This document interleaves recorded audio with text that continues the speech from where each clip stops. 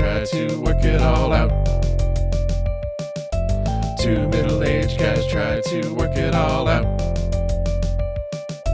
Two middle-aged guys try to work it all out.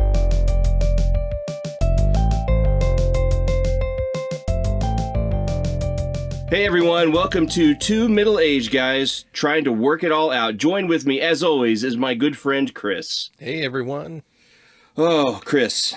Well, it is. We're recording here at T-Mag Studios. It's nice and cool in here, but outside it is blazingly hot. It is ridiculous. Yes. Summer has landed. It seems like just a few episodes ago we were saying spring is here. Spring, now... yeah, you get about 5 minutes of spring, and then the summer falls right. It lands on you. Yes. And crushes you. So, are you having a nice summer so far? You know, so far I can't complain. Been doing a lot of stuff with kids, and you know, summer. My son graduated this year, so we had that, and have birthdays and all those kinds of things. So, it's been an adventure.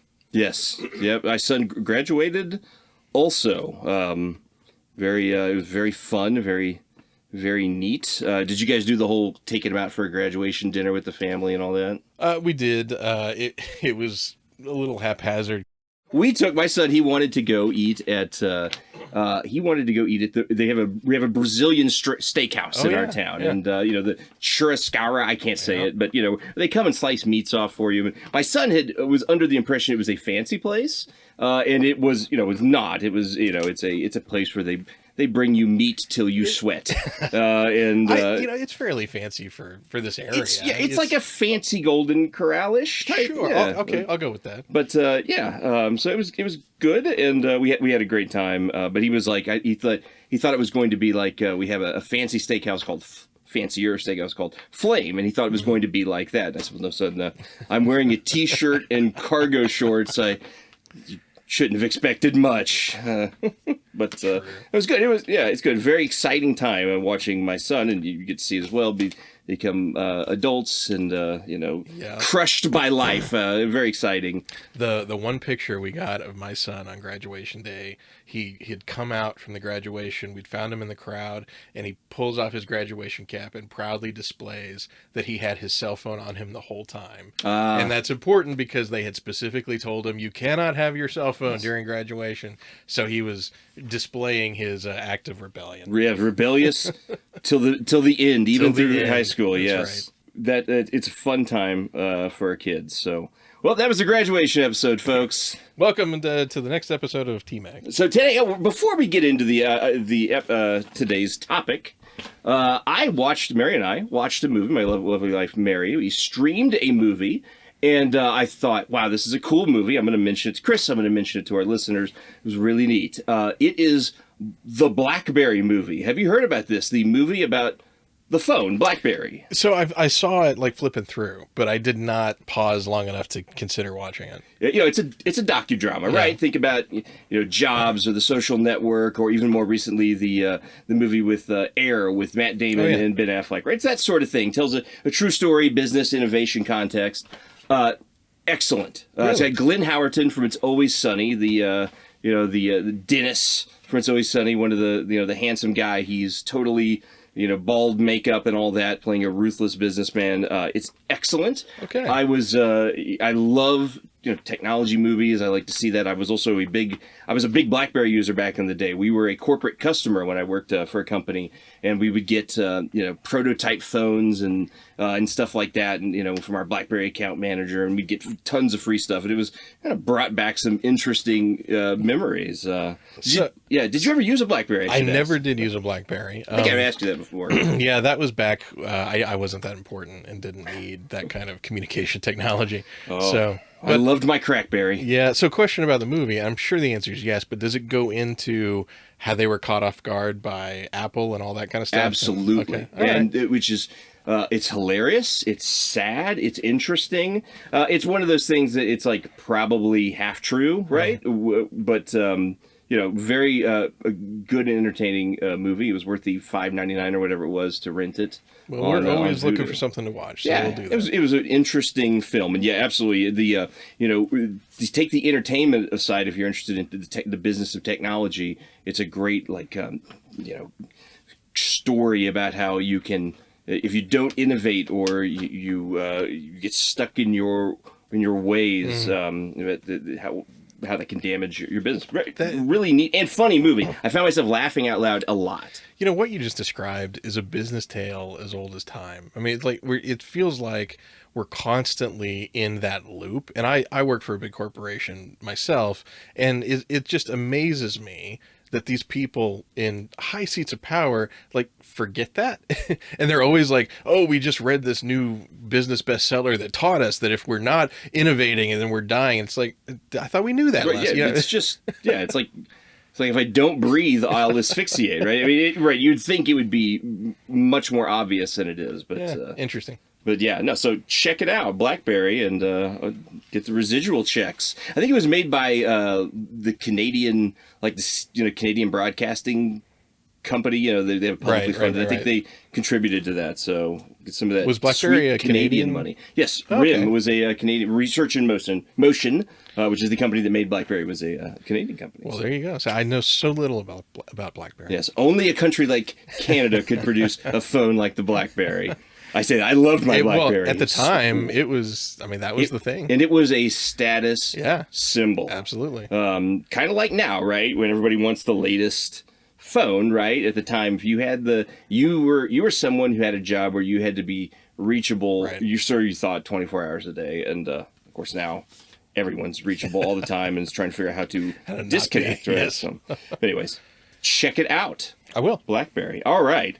Well, today it's a very special episode of T-Mag. Oh, do we get it? Is there a moral? There is a moral. Okay. Now, today we are talking about a difficult topic, one that I think we both struggled with through our preparation and trying to frame up. It's a big topic. What is funny? That's the question in front of us today. What is funny? And a hard thing to describe in the abstract. You can point to something that is funny, and you can point to something that's not, but the why behind it can be challenging. And I feel like, maybe this isn't true, but I feel like I was more pushing for this topic than you were. The idea kind of excited me. Because it was hard. Well, it was hard. But I mean, let's be honest. What's funnier than taking a joke and dissecting it? I mean, that's what I'm excited. And then that's what I'm here for. Over and over. Yes. This episode is going to kill. It is.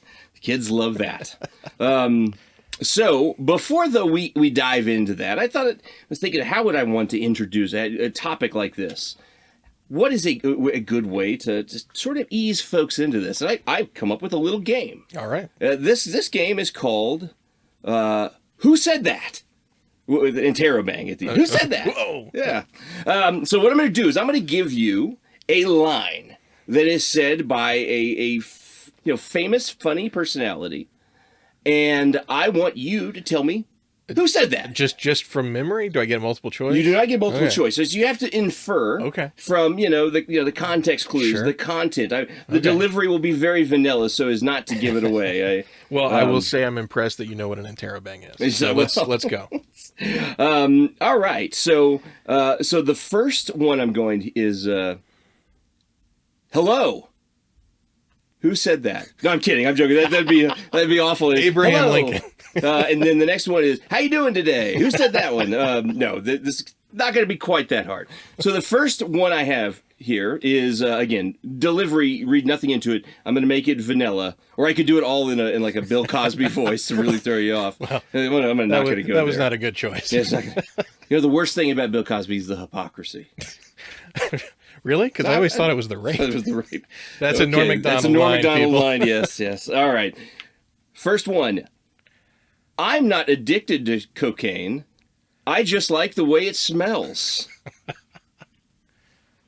Okay. So I laughed out loud. Is this a line from a movie, or is this like something? No, this will not be a said? fictional character. Okay. This will be them right. ostensibly as themselves as part of an act, right? So generally speaking, these will be stand-up comedian or maybe something said in the context of a chat show. Okay. I'm not addicted to cocaine. I just like the way it smells. I'm gonna guess Robert Downey Jr. Okay. All right. So I'm going to say, okay, you are wrong. Okay. That is Richard Pryor. Oh, all right. It's funny. It really is pretty funny. It is a good line from Richard Pryor. All right. Here's the next one. I was sad because I had no shoes until I met a man who had no feet. So I said, got any shoes you're not using? Oh, It's very funny. was that Bill Hicks? That's not Bill Hicks. Okay, I'm not doing well at this No, game. this is a tough game. Stephen Wright. Okay. Very Stephen Wright-ish. Yeah. Yeah, I mean, the delivery, you know. Yeah, you could have done a I Stephen could have Wright done voice, it. but I understand that's not the game. So All right. All right. Last I'm one. 0 for- Maybe the most difficult one of all here. Oh. It's kind of a long one. I was on the street the other day and I saw a garbage truck. And on the back of the garbage truck, there was a small sign that said, "Please do not follow too closely. Another of life's simple pleasures ruined by meddling bureaucracy, ladies and gentlemen. Remember the old days when Dad would pile the kids into a station wagon and we'd all go follow a garbage truck?" That's funny. I will accept 2 answers here. Oh. One for full credit, one for partial credit. Patton Oswalt? Ooh, no, I said funny people. Oh, sorry. That one was said originally by David Letterman and part of his stand-up act. Okay. Norm Macdonald repeated it when he went on the last episode of The Late Show with David Letterman. He said, "This is my favorite Letterman joke," and he repeated it. So I would have said half credit to I to even Norm. watched that clip recently, and I still could not pull that one out. You know, it's one of those things. It's not. In isolation, I find that joke to be not particularly funny. But with the right delivery, Is everything. Yeah. You know, it's gold. No. And you know, you can see a Letterman doing that, particularly a young Letterman. That was the episode where Norm actually kind of broke up, He saying goodbye to actually Letterman. showed human emotion, which I, Norm's sort of long con about his personality broke down and. Showed a genuine affection for his comedic hero, David Letterman. Interesting stuff. So I thought that was kind of a fun game. It goes to show you that it's tough, Sure. right? It was an excellent game that I failed miserably. Yep. So last one, I don't get no respect. Who said that one? Rodney Dangerfield. Jerry Falwell said Oh. that. Oh, yeah. It's, part of his sermon. No. 0 for 4. Yeah, no. That's a 3. I think there was an interesting way to kind of, so folks, a lot of talk. Nothing like you said, nothing people like more than describing something that they saw that was funny. Well, this may be the most annoying episode of T-Mag yet. I think there's value here. I think people I agree. are going to be interested. I agree.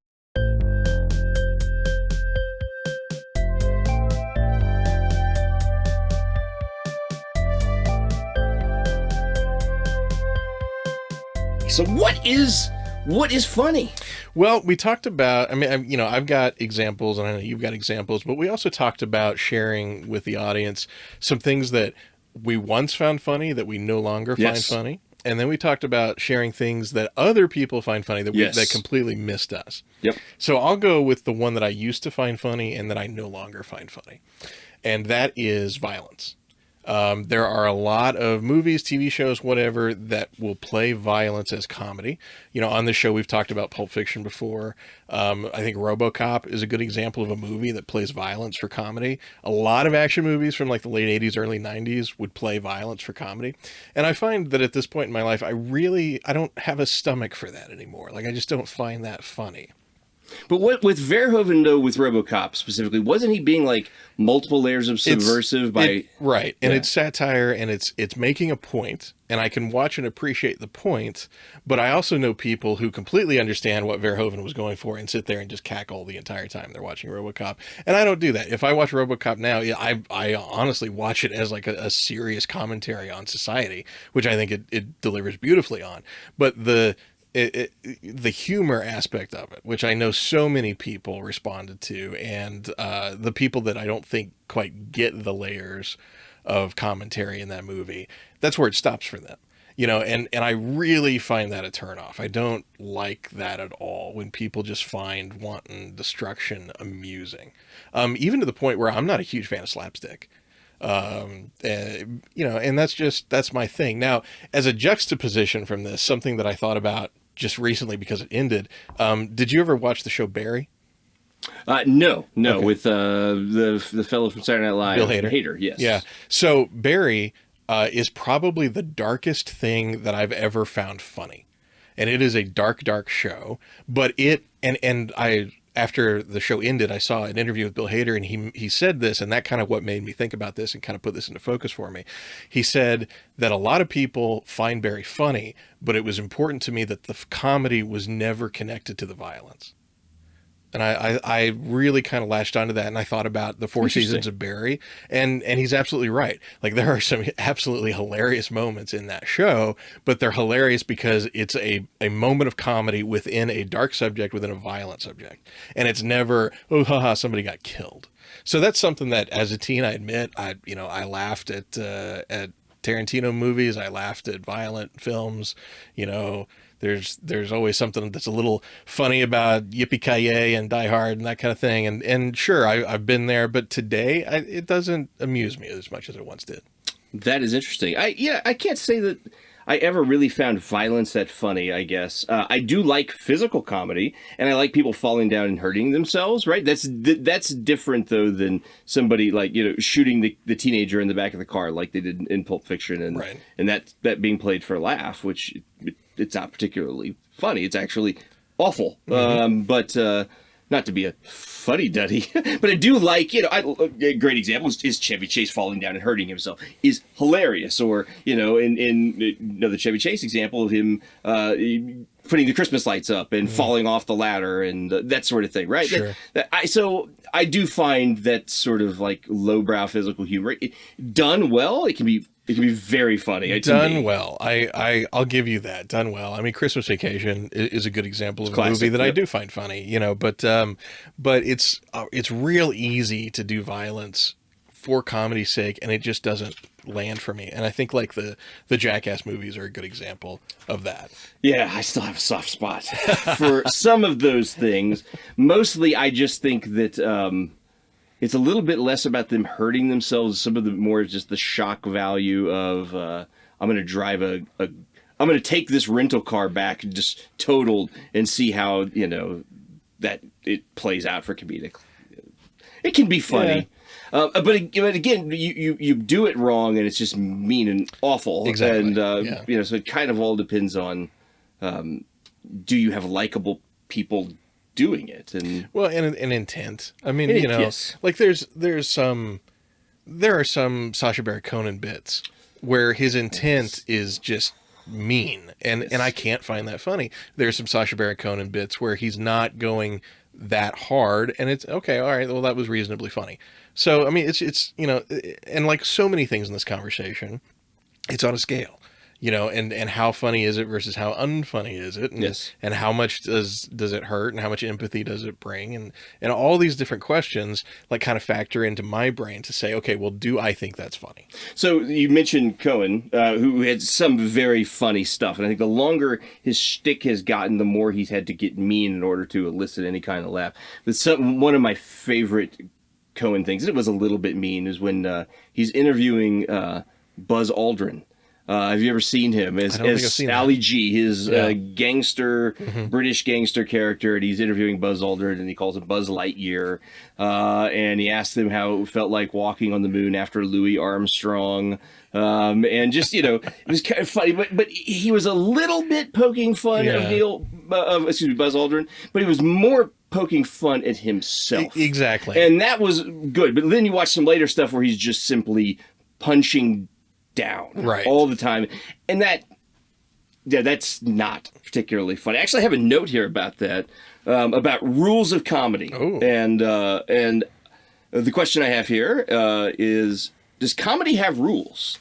And I think comedy has one rule, and that rule is don't violate your principles. Which to me that is vulgarity, punching down, blasphemy. Those things, that's not funny. That's a violation of principles, whatever principles you hold dear or what have you. And that's where you shouldn't go. Everything else, I don't think there's a rule there. I don't think that, I have a very funny individual that I like to listen to podcasts, talks about the rules of comedy and about how don't create silly scenarios just to make fun of those scenarios. Like, for example, giving your character a silly name, and other people will say that's a silly name, and then they kind of manufacture a laugh. I think, all fiction sort of relies on that. It's all meta, right? And I don't find those sorts of things to be offensive. But the one rule is don't violate your principles. That's a pretty good rule. And I'd love to have Mike Birbiglia or Dave Chappelle on the show to discuss that rule with them. I think that would be fascinating to see what they kind of thought of that. Because I think a rule, and it can't be the only one, and it can't be the ruling rule, but I think a huge rule of comedy is it's got to be funny. Well, yes, right. And I don't say that. I'm not being facetious when I say that. I mean, there's really, to me, I'm a very hard individual to offend. And if whatever comes out of somebody's mouth gets me in the gut and makes me laugh, that line is pretty far out for them to cross as long as they hit funny. Yeah. Now, if they fail on the funny, I'm more likely to be offended by what they might say. So, but I like your rule that it should not violate your moral compass, so to speak. But if that being my main rule, that means that generally speaking, sort of comedic theory, I kind of reject it, right? And I instead rely on intuition, right? So if it's funny, it's funny. And if it's not, it's not, right? And that preparing for this discussion, I watched a bunch of TED Talks on humor. Oh, interesting. And there was two kinds, right? There was the kind that dealt with laughter as a neurological and physiological response, and those were very good and very interesting. And then there were those that tried to bring comedy theory into it. And it was mostly unfunny people trying to be funny and sort of kind of sell their consulting skills, right? Wow. Like, oh yeah, and I speak to corporations and show them how they can use humor to do this, that, and the other. And it was awful, right? So it just it kind of confirmed a bias that I already had against that sort of viewpoint, right? Sure, there is comedic theory, and you can help. If you have a rubric by which you run jokes through to see if they're going to land or not, or help you in the construction, that's great. But for me, as a non-professional comedian, as a non-professional semi-funny person, I just sort of go off of did it violate my principles? No, is it funny? Yes, and then I'm good. Generally speaking. Yeah, and I don't listen to like comedic theory from people who aren't comedians. Like that's not a genre that I've ever looked into. But I've listened to a lot of comedic theory from comedians, especially ones that I admire. And they all have kind of different words to say it, but I think they all kind of say the same thing that you just said, which is it's very instinctual. Yeah. You get somebody like a Jerry Seinfeld who is more analytical about it than maybe like a David Letterman, who is more just like, hey, he's in the moment and how's it going to work? Doing some crowd work. Yeah, exactly. Right. So, but regardless of how analytical you are about it, I think it does kind of come down to that instinct. And that's why I don't think you can learn to be a comedian. I mean, I agree. You can learn stage presence and you can learn better delivery and you can learn performance, but man, you got to be born with a sense of humor. I totally agree. You had mentioned some things that you kind of grown out of, and I had a couple of those as well. And I think it'd be interesting if we sort of talked about these and things we find funny and not funny, sure, to help give context here. So, a couple things that my tastes have changed on. I loved the early 90s Fox TV show Get a Life with Chris Elliott. Okay, yeah. And I have attempted to watch that as an adultish individual. I can't laugh. I can't, it's just not working. And it makes me very sad because I know I did think that was very, very funny. Now for whatever reason, I might try it again, just because I know that there was something there. But maybe it's just that it spoke to me at a certain point in time, and that's an interesting one to point out. I would probably agree with you. I stumbled upon that show again recently, and it's hard to find any episodes of it. I know. Anywhere. I'm gonna have to look. I don't. You might have to buy it on DVD, which is a terrifying prospect. But the few clips that I could find, I watched them and I was like, that's not killing me like I remember it did.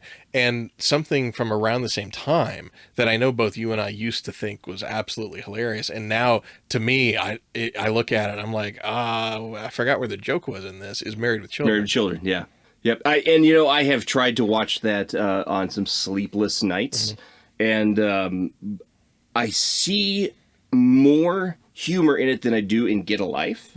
Mostly because of the sort of the richness of the characters. Well, it sounds ridiculous, but really the way they all sort of play, they're really good at playing those characters, particularly, Al Bundy with Ed O'Neill. Ed O'Neill.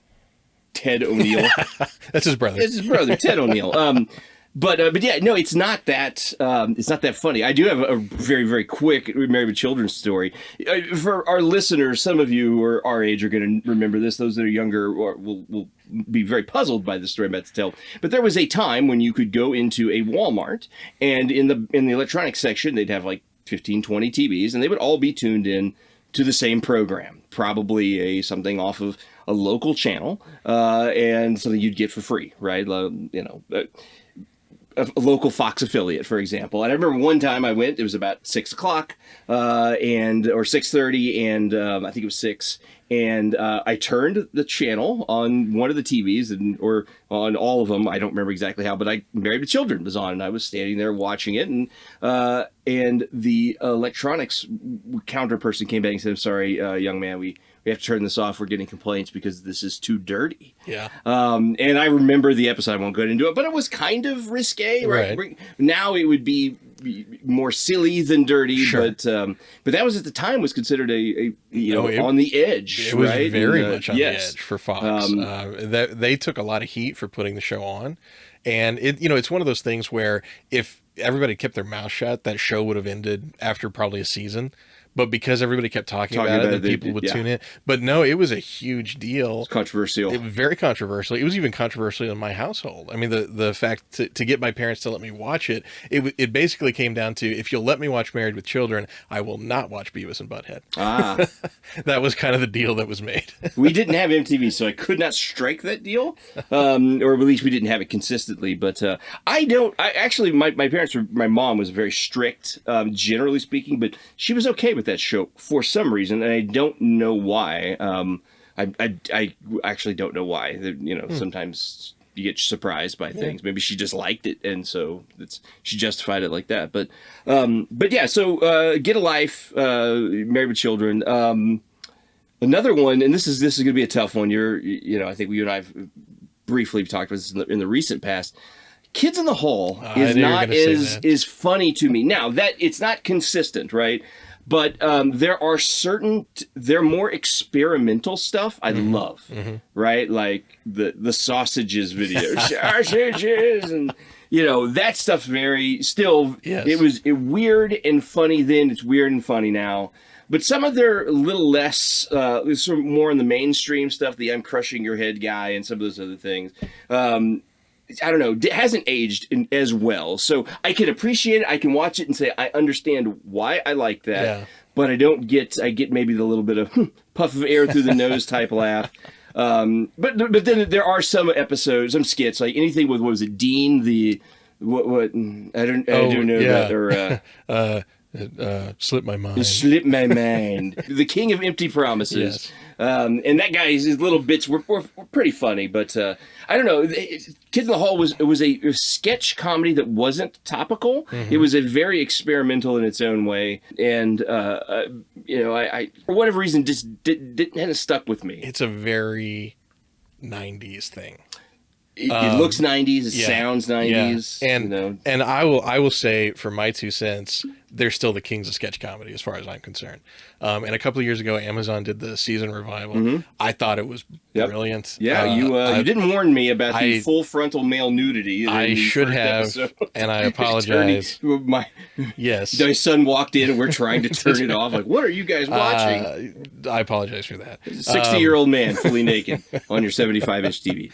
But the idea of the sketch was hilarious. Anyway, and so because of that season, I watched that season, thoroughly enjoyed it. And I have recently gone back and watched the entire Kids in the Hall, and it still has a special place in my heart. Now, I will acknowledge that may be a lot of nostalgia, speaking. But I look at it, and to me, it is still king of sketch comedy. And we've had some amazing sketch comedy since the kids have aired. Don't get me wrong, but they did so much to form my own ideas of what's funny, and they did so much to form. I mean, it was actually almost frightening when I went back and watched the whole series over again, because there are things that I do in my mind and ways that I think that when I rewatched the show, I was like, oh, that's where that comes from.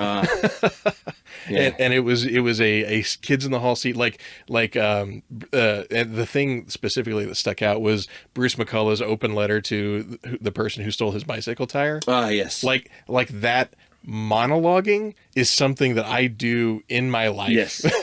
and it all came from watching Kids in the Hall as a 13. He does 14-year-old. another little bit that is very similar to that. I have to apologize for all that cancer. Yes. You know, all sorry that for the bowel cancer. I Sorry for caused. all that. It's, to me, that's just so funny, right? It's just, there's something, it's abstract, it's weird, Yes. it doesn't work, it doesn't fit together, but it's funny because he did take responsibility for all that cancer. And that he doesn't want to. And Dave Foley, Bruce, you have to say You this. have to say that, yes. Yeah, so it's not like I don't think it's funny at all, Sure. but I recognize that it's a product of its moment for me, and that Very moment much, very has much. passed, and it's hard. It's so anchored to that. It's hard to look back on. Even have a note here. It says it's really hard for me to put my finger on why I feel that way, but it is, and it's not that I also. It's not like I don't find it morally offensive. In fact, Kid in the Hall's, you know, aside from a few shocking moments of being very dirty, for the most part, was pretty clean. And you know, and it just showed they just worked smart, right? They could work clean and Yep. you know, be. And like I said, there's a few exceptions to that, but for the most part, that they were. You did mention sketch comedy. There's been great sketch comedy since then. Give me some examples of great sketch comedy since Kids in the Hall. Sure. I'll give you one that I think needs no defense, and then I'll give you one that may be a hot take. So the one that I think needs no defense and blew my mind from the moment I saw them. And I was in a position in life where I thought I've seen everything sketch comedy has to give me. And then Key and Peele hit the scene. Ah, okay, yeah. And I'm a massive fan of Key and Peele. I think that those guys are brilliant. Their show was brilliant. Everything they did just knocked me on the floor and killed me. So that's the one that I think, if anyone could take down Kids in the Hall, in my mind, it would be Key and Peele. Now, the hot take is, I'm going to say for the last 10 years, SNL has been on fire. Really? Really. And I'll say that to people, and I'll either get an affirmative of people who have been watching SNL, or I'll get that, you got to be kidding me, from people who stopped watching SNL like when Dana Carvey left, kind of a thing. But they've been doing a really bang up job for, I would say, the last decade or so. They've been on fire. We have tried, and we just can't, for whatever reason. It's one of those things where a season will go, and you could take to me, you could take the whole season and you could come up with a good episode's worth of material. But for the most part, I find SNL to be just it needs to be. I think it needs to be revitalized again, right? And they don't have the cast for it, and you know, the weirdness of so-called political comedy right now, which was always part of one of their strengths, but it's just so weird. And it was never really political. I have a little note here, but was political humor ever really political, or was it just making jokes about extreme personality traits, like Sure. Dana Carvey's George Sure. H.W. Bush wasn't political. It was just, you know, taking a very great exaggerated impression Yeah. of someone and making it very funny. There was no like policy jokes. So a couple of thoughts on that. Number one, your statement that you could roll a whole season into one solid episode, you're not wrong. Which may sound antithetical to my statement that they've been on fire, but I think that the quality sketches of SNL have just been so surprisingly good. And going from probably Kate McKinnon, Bill Hader, when Fred Armisen was on the show, to now. And unfortunately, in the recent season, they just lost a ton of people. A ton of people I really, really loved, like Cecily Strong, I thought was fantastic, and she left the show, and Kate McKinnon left the show. And so, you know, it remains to be seen if they can carry it on. But from that period of time, I thought they did great. And one way that I think SNL could be revamped and revitalized is just make the darn thing shorter. Yeah. And maybe, controversial, maybe get rid of the musical guest. Maybe get rid. No, I don't know if that has a place in today's world anymore. Right. But if you the gave... variety show. Right, exactly. If you did half hour, 45 minutes, solid hour of comedy, I think that show would be a lot more relevant than it is now. Your statement about political, I think, is spot on, because you're right. It's never been about Democrats or Republicans or political takes at all. It's been about caricature. So, Key and Peele, I agree, right? Key and Peele, very funny stuff. Not everything hit 100%. I can think of some really, really funny ones. There's one where they're doing a drug at a party, and it's like the worst drug ever. And they're talking about how it has to be like, it's so addictive. It must be the most amazing high. It's like, no, you feel awful, but you're immediately addicted. It was just very funny stuff. And of course they also had the football player names, the East Coast and West Coast. Yeah. And they did a lot of viral stuff. Yeah. They participated in the epic rap battles, which were a thing, and I don't know, was that their idea? No, they were just part of it. They were part of that. I know Rhett and Link, the Good Mythical Morning guys. I don't know if you're familiar with them. They did epic rap battle stuff too. I actually think that for my money, the post Kids in the Hall sketch comedy, the best was Chappelle. And his was excellent. And I can't repeat a single word or a single sketch or even tell you what I like about it because it's all just too much. Yes. But my goodness, Dave Chappelle's just hilarious, right? He's a really, really funny, talented guy, whether it's in sketches or in stand-up. I mean, he knew how to make it work. It's interesting. The Comedy Central it was actually a really good network for a period of time. May still be. I don't watch it anymore at all, just because I don't consume TV in that way. In the modern, right. I don't have a cable service. Most people don't. But they platformed some really funny, interesting folks. So real quick though, let's do a little bit more. Sort of calibration, right? So we both talked about things where maybe our tastes have changed a little bit. What are some things that you maybe consider yourself to have an unpopular opinion about? You don't find something funny that everyone else thinks is just hilarious. TikTok. I don't this and it seems to be a movement, but this thing where people will do 30-second clips and they will play every character in the sketch that they've written. I don't get it. It's just unfunny. Find a buddy and let them play the other part. Yeah. So I mean, and my children tell me that I'm old and I don't get it. My wife tells me the same thing. She's married to me. That's my answer. Is TikTok. She finds TikTok very funny and entertaining. And interesting. Well, I also might just not be smart enough to get it right. My lovely wife does think an awful lot of TikTok. Anything else? That was my big answer for that question. Right. I got a couple. Yeah. That I am fully expecting that us at twomiddleagedguys.com, email us, hit us up on Facebook. Because I'm gonna lay out a couple things here that are not going to be popular. All right. George Carlin is not funny. George Carlin does mediocre social commentary in the form of a monologue. He doesn't even attempt to craft a joke. The only thing funny about George Carlin is his ponytail. He is not funny. I have enjoyed some Carlin bits. He's not a regular comedian that I have on rotation. But he has said words and I have followed it by laughing. I'll say that. Okay. I find him, like I said, I think he is a social commentator. He's trying to do something that he, there's the trappings of a stand-up comedian, but he's going to tell you how the world works, or that is a type of stand-up comedy. I mean, you could say Seinfeld is in that world too, where he's just making observations about things. Yeah. But it's, to me, there is craft in those observations. And is Carlin my absolute favorite? Oh no, by no means. But I think that he has made some satiant points that I've appreciated, and he's done it in a humorous way. Interesting. All right, here's another one. This one is very, very controversial. British humor is not funny, and I'm gonna go and I'm gonna call out Monty Python. Yeah. Those guys are not funny. It's just noise. It's just lots of loud, fast, high pitched talking.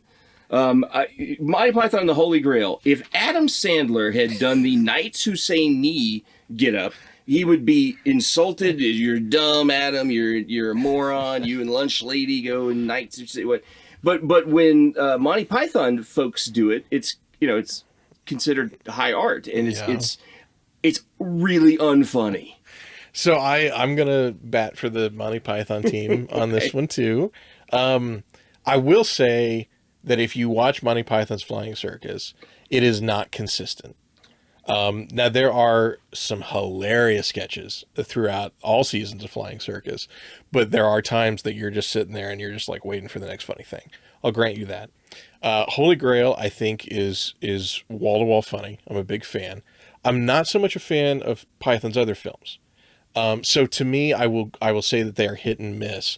And honestly, I think they are funnier apart from each other. Like I love to listen to John Cleese. John Cleese is, I wrote that in, such a smart, Yes. clever guy Yes. who is immediately unfunny when he's with the rest of those guys. He has his moments. They all have their moments, even in Flying Circus. But Eric Idle. I mean, I loved the Ruddles way more than I loved anything Python did. And I like Idle in other films that he's played in. I could go down the list of all of them except for Palin? no, the director who's the fifth Python. Oh, yes. Terry Gilliam. Terry Gilliam, yes. Who never was there to be funny. So Right. and is not a funny guy. He needs to direct movies and be allowed to do his thing. So I like Python. I like a lot of the stuff that they've done, but they have done some duds, no doubt. But I think the big disconnect you're having is not British humor. I think it's a late 50s, early 60s humor versus now. Because at the time there was nothing like that on television. Yeah, okay. And to see people taking those kinds of chances and those kinds of leaps, especially at absurdity, which was kind of Monty Python's wheelhouse. Yes. I mean, to imagine watching that as a 12-year-old in England when it aired, I think you'd have a completely different opinion of it, which That's is why fair. I think it gets its longevity. Yeah, and that's fair, right? I think that doing a new thing and innovating, you should get credit for that. I just can't, heap praise on it as something really funny when Yeah, it doesn't work for you. it does. Yeah, I don't. It doesn't connect. That's all right. So let's just really quick. I know. Let's talk about. So we did some negative tests, things we don't like to see. Let's talk just real quick. Just fast, right? Rapid fire. What do you think the funniest TV show that's a sitcom ever is? Oh, Seinfeld. Hands Seinfeld. down. Okay. All right. It's on my list. I think it's aged a little bit, but well, I'll say what it is in a minute when we get into our when we get into the actual the rubric. People are like, wait, you haven't gotten into it yet? What is the funniest movie ever made, you think? That's a tough one. But just generally speaking, what do you think the funniest movie ever made is? Maybe Ghostbusters. Really? I'm a huge fan, and it's sometimes it's a quieter humor. It's not, you're not gut busting. Yeah. But the way that film is crafted, it's so funny to me. It's interesting. I almost wrote that down as something that's unpopular opinion because Oh, wow. I find it entertaining, but Yeah. not particularly funny. So it's conceptually funny. And like the setups and the payoffs are hilarious. But again, I'm not gut laughing at it. Yeah. And I know a lot of people, like, that's what they expect when they're hearing something is funny. Sure, yeah. But to me, Ghostbusters is so brilliantly crafted that I just love it from start to That's end. kind of Dan Aykroyd's wheelhouse, right? And Is that- Harold Ramis. Yeah, I mean, that sort of, it's funny in your head and Yeah. that sort of inward laugh and a smile on your face type. yeah, thing. and Ghostbusters nails that so hard that I might give that funniest movie. I'm going to go with it's sort of a very dumb comedy, but I love it so much. Is Dumb and Dumber. I It's funny. cannot. I just don't. I have the movie memorized. Every time we watch it a couple times a year. It's fresh. Yeah. With right behind that, I'm going to give it to the holiday film Christmas Vacation because Yeah. it's also just very, very funny. And look, the strength of Chevy Chase, the strength of Jim Carrey, who's not, I think, not super funny always, right? I think Carrey's a much better dramatic actor than he is a comedic actor. Robin Williams is the same thing. Robin Williams is not funny. But Robin Williams is a great dramatic actor, and but man, those guys are got it all going on. So let me throw one at you to get your opinion on Fletch. Oh, I love Fletch. It's there are it's not just about the goofy wigs and funny voices, but there's something about it's that Chevy Chase sort of run on talking, like Mr. It's all ball bearings nowadays. Whole ball bearings, or when he keeps trying to charge lunch to the other person's room, just as sort of the Underhills account. The Underhills. That's it. The Underhills. They'll take care of that, and then I think Fletch is funny, right? Yeah. I think you put anybody other than Chevy Chase in it, I'm not sure it would have worked.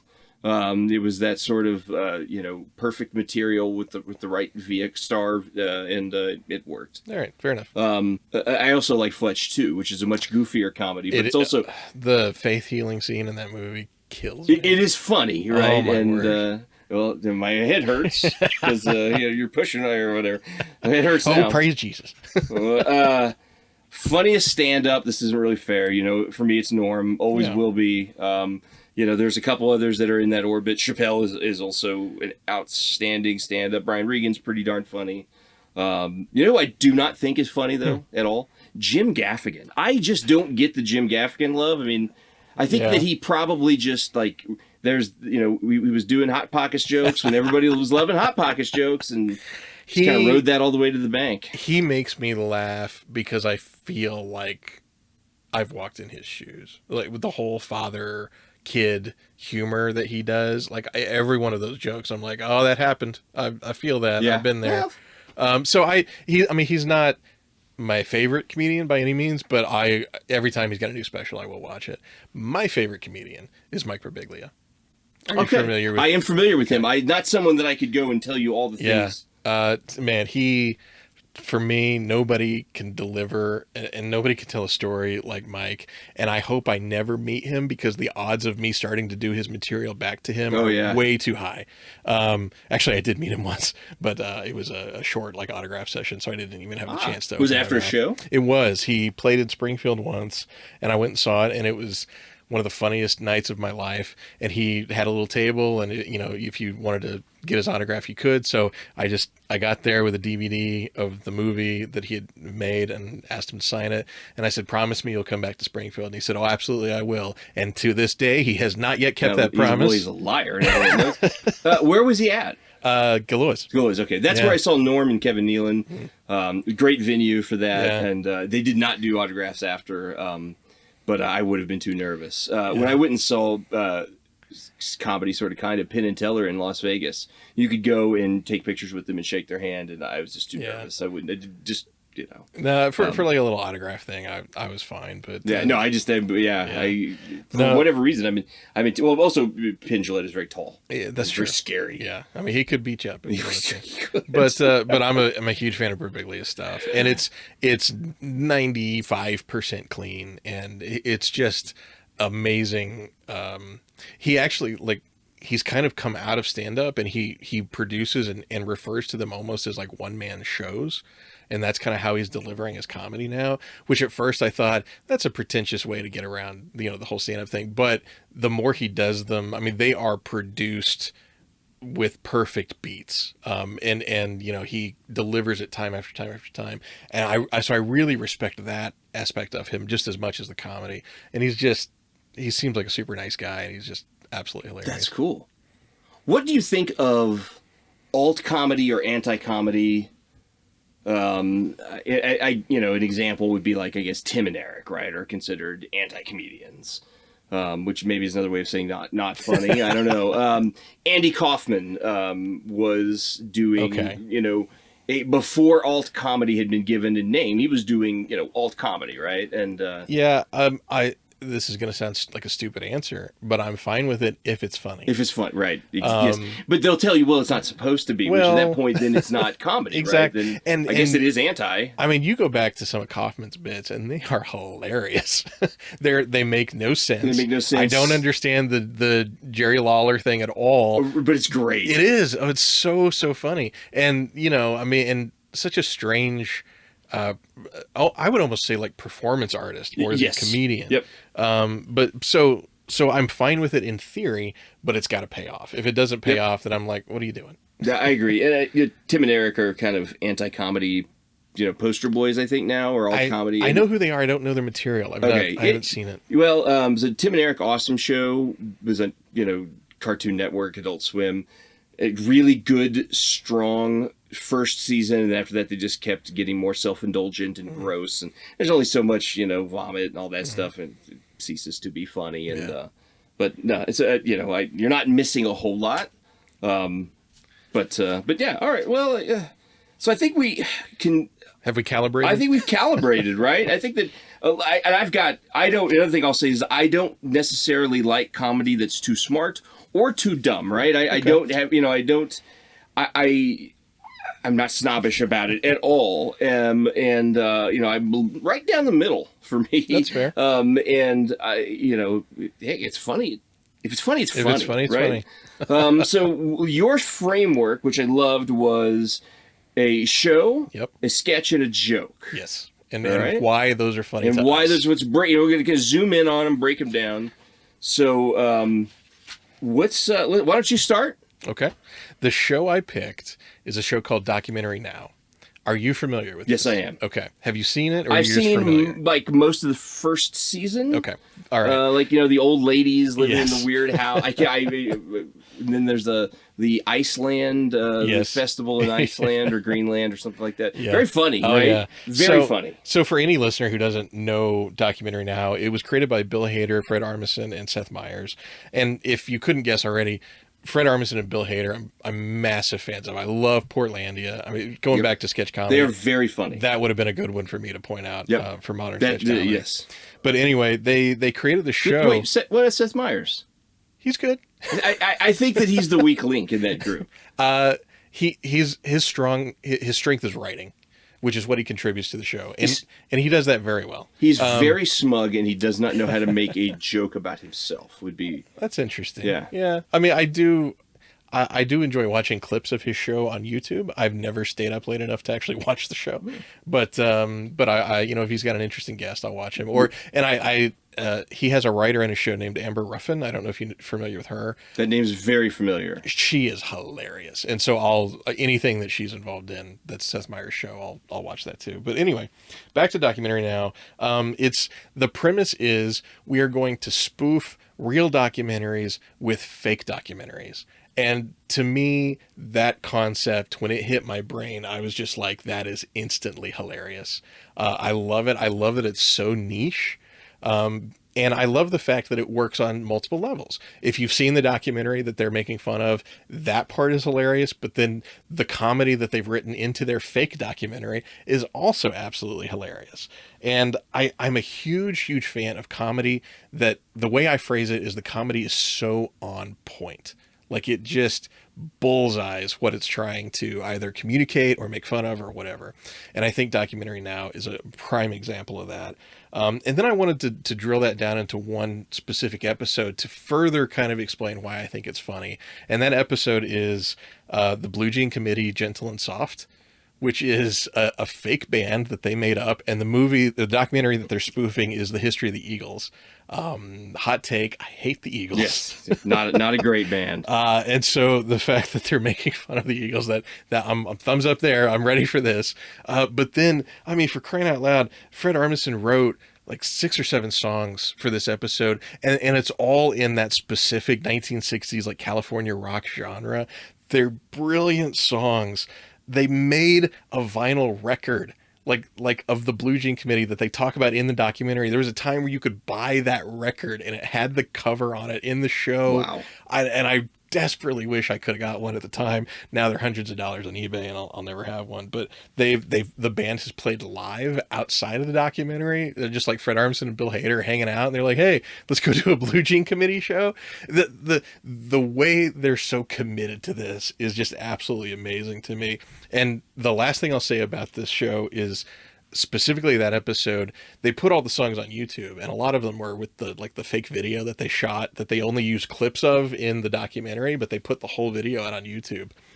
And I love the audience for this show as well, because if you go to one of those videos and you look at the comments are in character. Like people are like, my mom and dad met to this song and they dated, they got married, and this was the song they played at their wedding, and it's why I'm here today, and man, I love the Blue Jean Committee, and everything that surrounds Documentary Now, the fact that Helen Mirren hosts it and she comes out and she's like, welcome to season 50 of Documentary Now. It's flawlessly executed. And the first time I saw that, I was like, did I miss something? And I realized it was just such a well done joke that they created a universe to support it, and yeah, very funny. So I love that it's so on point. That's my example of a show and why that show is funny. Well, is it still going? Yes. Okay.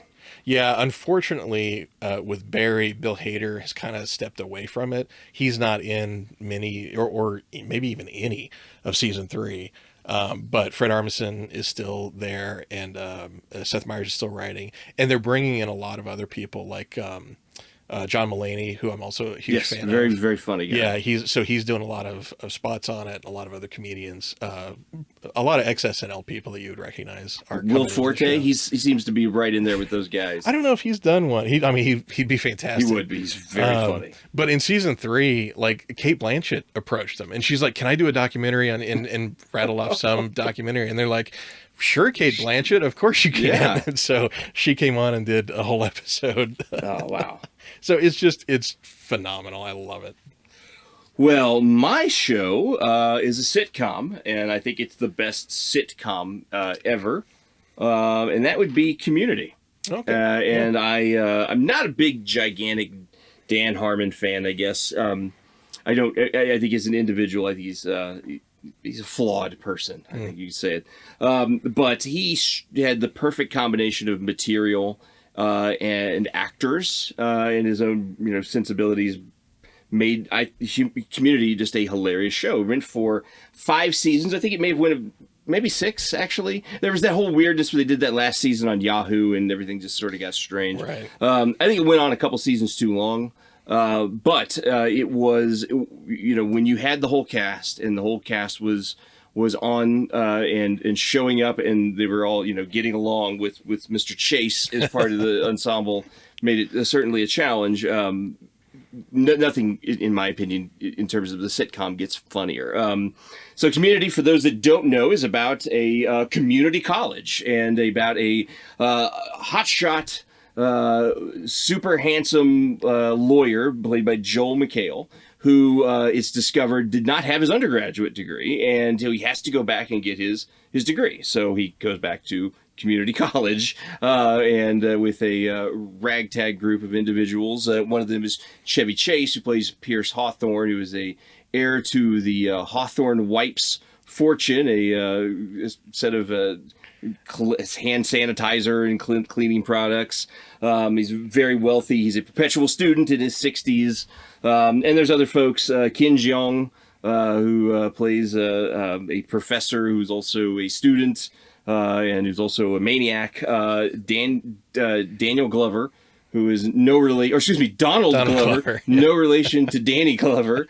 At the time, the big rumor was that was Danny Glover's nephew, but he's no relation. Donald Glover is never been funnier than in his Community. He's a fairly funny guy. I don't think he's as funny or as talented as he thinks he is. I mean, he's Atlanta and all the rap stuff and all that. He's just But man, his character in that show is great. There's some other folks in it that are hilarious, but the whole show just works, especially this sort of peer into community college culture, which can be funny and sad. As someone who went to a community college, I'm not mocking them. I participated in that, and there's some certain oddities about that world. But the show, very hilarious on NBC. It came out at the same time as Big Bang Theory. There was always like Big Bang Theory fans and Community fans.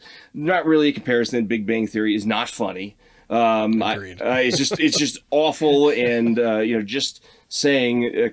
I know Stan Lee or whatever the horrible jokes. To me, it's like the Ernest Cline of Ready Player One of comedy. Just references don't mean funny, right? That's fair. Yeah. But I love the show. And where I worked at the time, most of the folks were watching it. I had Community Greendale T-shirts. And I just loved it. One episode in particular. There's many episodes. But one there's so many, but I'm going to call out one that I loved. about the trampoline episode. I don't know if you remember that. No. They find a hidden trampoline on the grounds of the community college, and it's hidden because trampolines are not allowed and they're dangerous. And Pierce feels.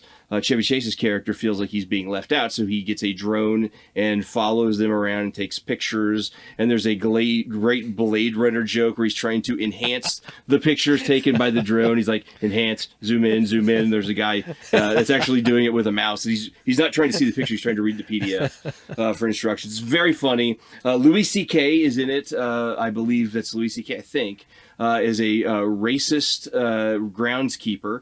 Who has a swastika tattooed on his chest, but it's okay because he says, no, it's just a maze. He's going to get it finished. The whole show is just hilarious. They end up double bouncing someone, and Pierce breaks all his arms and legs and is in the hospital.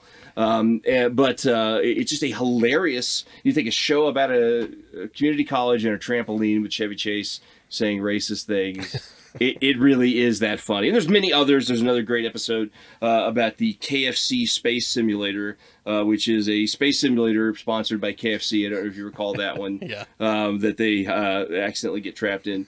It's just a great show. I love Joel McHale.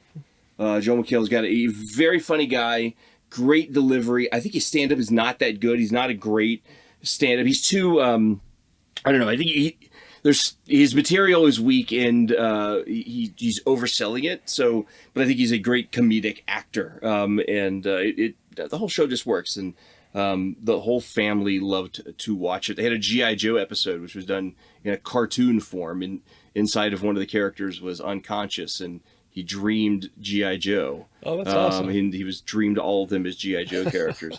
Really unusual, creative stuff that you would not expect to see on a primetime sitcom. They had another episode where Chris Elliott is in it, where he plays the first dean of the school who gets trapped inside of a computer room or something with a big giant bag of cocaine.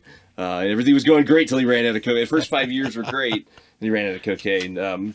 Shows Chris Elliott still has it. He still looks the same too. Yeah, it's does. Pretty funny. Yeah. But no, I just love it. It's fun. It's simple. I can put it on, turn my brain off. My son loves it. When the pandemic hit, we went back and rewatched them. Like everybody was trying to figure out what to watch. Yeah. And we watched all the episodes, and over the course of, I don't know, like a couple days, it felt like, I don't know, I think it may have taken a little longer than that, but you're like, well, I guess I'll stay up all night and watch TV. Right. What else are we going to do? What else are we going to do? And maybe tomorrow the world will be back to normal. But yeah, I love Community. It's a good choice. It's funny and simple. You turn your brain off, and then when you're done, you can turn it back on and get back to the real world. Whatever you have to do. Yeah, so that's my show. It's a good one. All right. The sketch. My sketch, probably no surprise, it's a Kids in the Hall sketch. And it's actually from the 6th season, which, confusingly enough, if you go to Amazon, that's listed as season 1 because it's Amazon's season. Anyway. Okay. I'm calling it the 6th season of Kids in the Hall. I was wondering if that was like the last season when they were on CBS. Remember they were on CBS? Right. No, that's actually the 5th season. It's the 5th season. Yeah, Okay, it was the last season they were on CBS. But so Amazon, I'm calling it the 6th season of Kids in the Hall. And it's the 3rd episode, and it's the Doomsday DJ sketch. Now, did you ever go back and finish? Okay. All right. That's fine. I heard everyone who saw it said that's the sketch you need to watch. So Yeah. I will go find it tonight when I'm not sleeping. Yeah. And there's no problem with episode No 2. nudity. No. You're fine. Once you get past that first episode, it's clear sailing. But the sketch is... Mary said, "Why didn't Chris tell you about this when that came on?" No, he really should have, and I apologize. I was just so excited that there was more Kids in the Hall. But anyway, so this Doomsday DJ sketch, it's one of those where, and the Kids in the Hall did this a lot, where they would do the first part of the sketch at the beginning of the episode, do a couple of more sketches, come back to this idea, do a couple more sketches, and end on this idea. And that's what the Doomsday DJ is doing. And it's in this bunker, and you can obviously tell it's like a post-apocalyptic thing from the start. And it's this AM DJ that is still doing a show despite the fact that the world's in. He's got one record. It's you got a brand new pair of roller skates, I got a brand new key. He plays that song over and over and over again. And I mean, what's funny about this is a couple of things. Is one, Dave Foley brings acting chops to this. I mean, he really delivers a performance, and I love it when comedic actors will take a piece of comedy so seriously that you watch it and it's like, that's like a really good performance out. Let's forget that it's funny for a second. That's real acting. And going back to Key and Peele, I think that's one thing they excelled at. They took everything very seriously. Right. And so that's just naturally funny to me. So you add that, you take David Foley's superb performance, you take a exceptionally high quality of cinematography. I mean, this is not a sketch. And you talked about the Kids in the Hall Sausages sketch earlier. The kids would do that, where it would be like, oh, this is a sketch that's obviously on a stage in front of an audience, but then they'd have a sketch that was obviously produced, and they'd go to locations. It was like a mini movie. Yep. So we add that to this. I love it when comedy takes on that kind of gravitas. And then you have what I call the David Letterman theory of funny. And what I mean by that is Letterman had this thing about him, and he's one of the only comedians that I can point to that did this, where he would take a joke and it would be relatively successful, and he would keep telling the joke to the point that it was bombing every time he said it, and then he would keep telling the joke until it became funny again. And Letterman is the king of that. And I think this sketch has elements of that too, because you've got this DJ that's just sitting in this bunker, and it's obvious that he's the last person on earth, but he's still doing, motor mouth in the morning, hey, let's see what the traffic's like out there today. Oh, all right, let's play some more rock and roll. And it's the same blasted song. And it even skips at the same moment every single time, and he'll pull the record needle off the record and he'll still be like, that was Melanie with brand new key. Not, he's said that 16 times already in the sketch, but we keep doing it, and it's just so gosh darn funny. And then the last thing that I think that the sketch has that really appeals to me is I love absurd humor. The concept itself, the world is over and this DJ still has to do a show. You got me. I'm, just sitting in a meeting. If somebody said that as a pitch, I'd be like, that sketch is going on air. Let's do it. I love it. It's hilarious. So you combine all that together and you have not only the standout sketch of season 6, but maybe the standout sketch of the Kids in the Hall. Wow. All right. Now I'm definitely going to go back and watch it. It seems like it's speaking to me, because when you mentioned it to me and I've heard other people talk about it, I had this sort of idea in my head of what it was like, but I think that it's got a lot more polish and depth to it than what I'm imagining. So I'm definitely going to watch that. Yeah, and you can, even if you just want to scan through episode 3, just so you there's 3 pieces to this, get all 3 of them. Okay. It'll be great. All right. Well, my sketch is... everyone is going to be pretty familiar with this, I think. Celebrity Jeopardy, but a specific one, my favorite, Burt Reynolds. Norm Macdonald is Burt Reynolds as Turd Ferguson.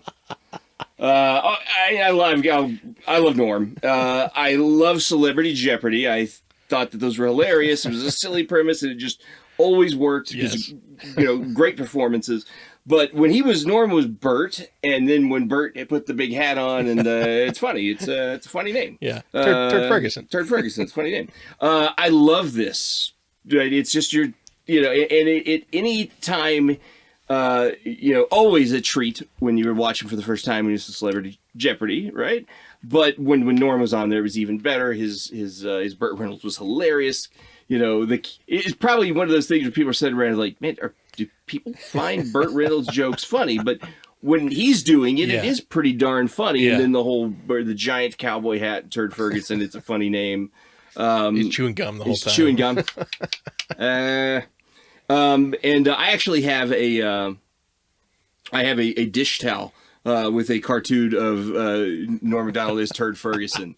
We bought at a craft fair, and I just was like, awesome. I have to have this. And when it's not dirty, it's out. My lovely wife thinks it's very funny, thankfully, and it is just gosh darn funny. But I just have always thought that was some of the best of Saturday Night Live, and just every time it came on, it makes me laugh, and it's a funny name, and why is Burt Reynolds funny? I don't actually know why, but it's funny when he does it. That's actually some of my favorite comedy, is when you look at it and you're like, I don't know why that's funny. Right. But it just gets you. It's that intuitive thing, right? It just everything fit together, even though you can't explain why. And it's very, very funny. So I don't need to go any deeper than that. If listeners, if you haven't watched it in a while, go. I think it's if you YouTube it, Norm, Burt Reynolds, Turd Ferguson.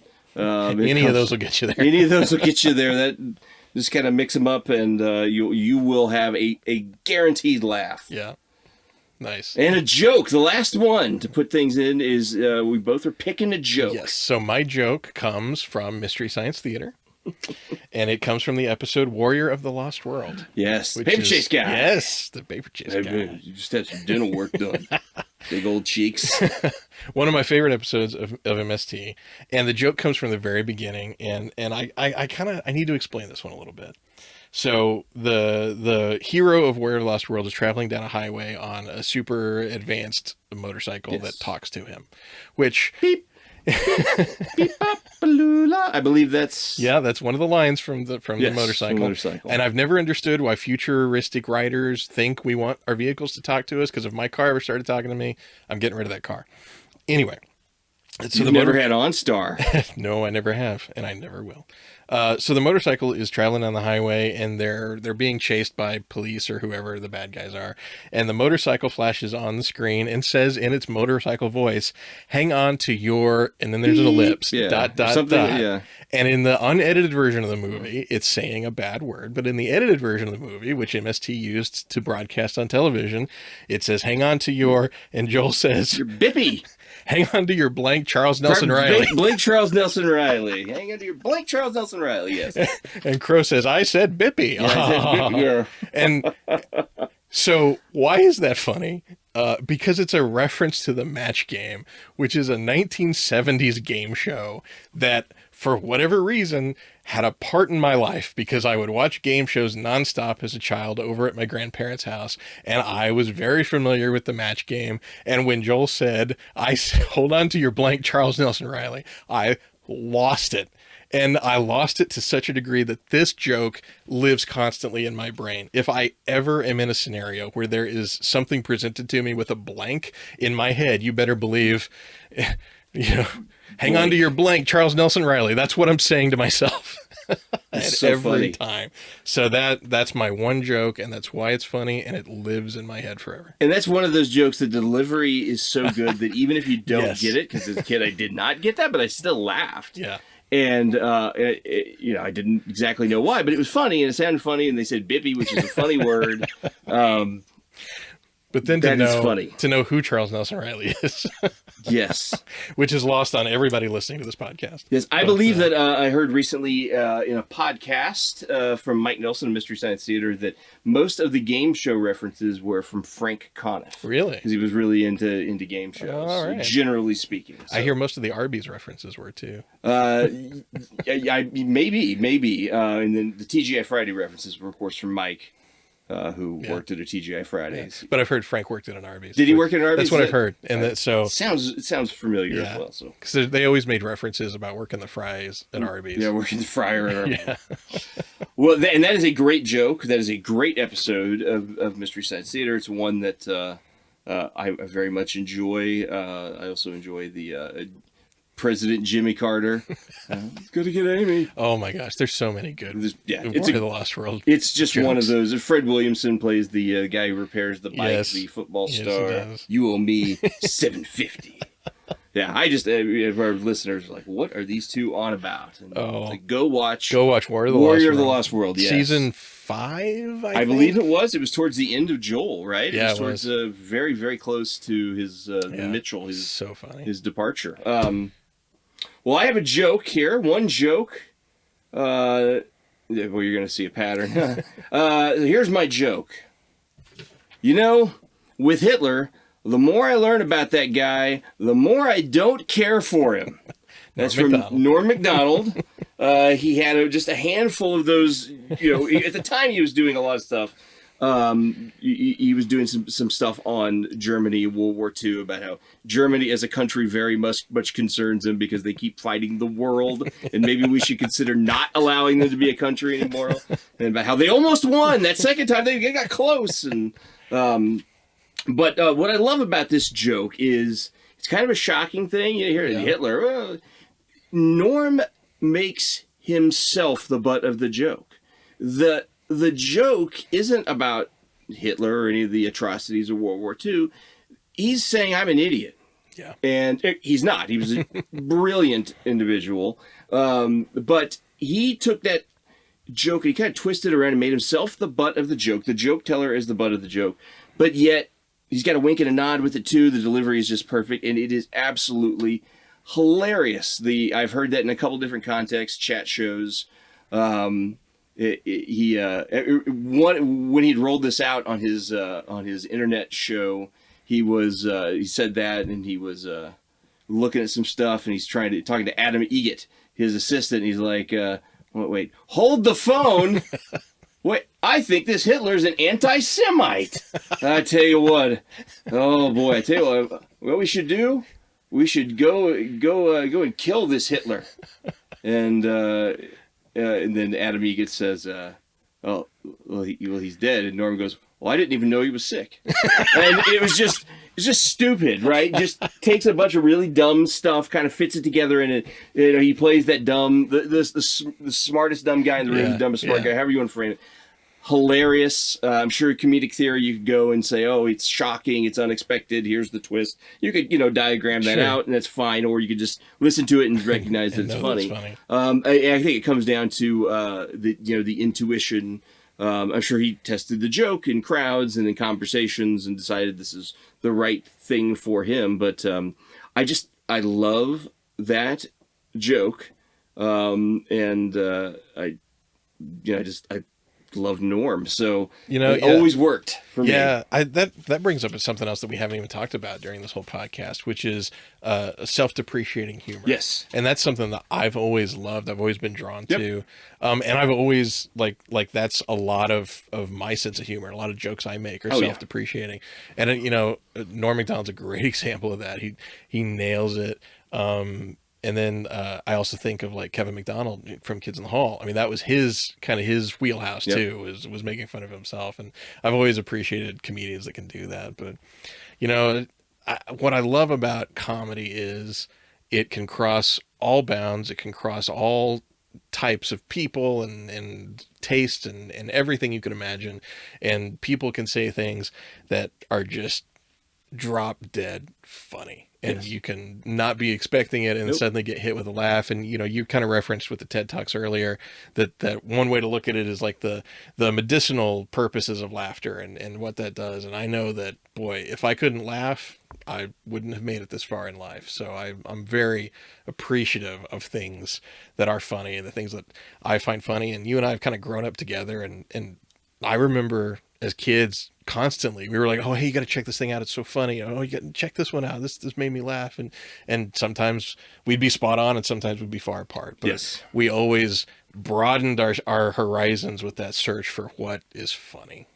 And so I think, what did we learn today? What did we figure out today? Well, laugh is good. I think that's how I should get that. You go to Etsy and find that and have that embroidered on a thing and put it up in my kitchen. Live, laugh, love. I like all three of those things. I'm going to really enjoy the laughing. The living's fine too. I think that, what do we figure out? Comedy is necessary, right? Absolutely. It's just part of mental health. And, absolutely. Again, that standard for me doesn't violate your principles. Man, have fun with it. And go watch a funny movie. Go watch an episode of The Kids in the Hall where they're fully clothed. Go watch Dumb and Dumber. Go drive through the Rockies with 2 pairs of gloves on because, of course, you're in the Rockies. And they're almost warm. And after you do that, go to the numeral 2 middleagedguys.com and send us a note, us at the numeral 2 middleagedguys.com. We want to hear from you. What do you think is funny? Hit us up on Twitter, hit us up on Facebook, share what's funny, share what we think is funny that we're dead wrong about and is absolutely not funny, and how dare we speak of such things. Yeah. Tell us. Yeah, I'm all about Monty Python. I want to hear how much you disagree with me on Monty Python. Go to Facebook. 2 middle-aged guys, and check out our Facebook page. That's right. Tweet at us, send us a Twitter. Do all those social things. All of them. And Dave, I think one thing we figured out today is if we ever take that next step into podcast merch, it's a t-shirt that says "Laugh is good." Laugh is good. Yes. Embroidered. Laugh is good. Well, folks, thanks for joining us. We hope you laughed. We hope all, I know I certainly did. And Chris, I was watching you. I'm pretty sure you laughed. Maybe you were having I laughed like a fool. Seizures, no, maybe. It's not my epilepsy. It's just genuine laughter. Good. I thought I was going to have to give you some barbiturates. I keep a healthy stock on me at all times. That's concerning. Well, it is. All right. Thanks for joining us, folks. Goodbye, everybody.